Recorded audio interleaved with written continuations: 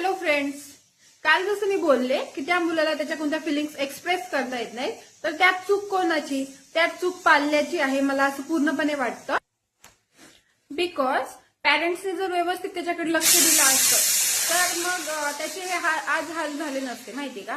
जसे बाजूचे 4 वर्षाचे लेकरं असतात तसेच त्यांनीही बसला असता, अभ्यास केला असता, पण तशातला कोणताच आता तुम्ही म्हणताल पॅरेंट्सची काय चूक याच्यात?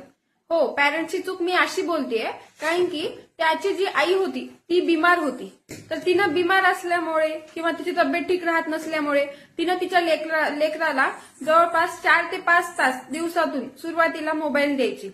मोबाईलमुळे हे सगळं झालेलं आहे. आणि जेव्हा एखादं मूल लहान असतं त्याच्या 1 ते 3 वर्षाच्या काळातच त्याचे पूर्ण ब्रेन डेव्हलप होत असतं. त्याच्या मोबाईलच्या अतिवापरामुळे त्याच्या ब्रेनच्या जे सेल्स असतात त्या पूर्णपणे डॅमेज झालेल्या आहेत. त्या डॅमेज सेलमुळे आम्ही जे बोलतो त्याला इथे बस किंवा असं नको पडू, असं नको रडू, तुला सू आली का, शी आली का, ह्याच्यातलं त्याला काहीही कळत नाही.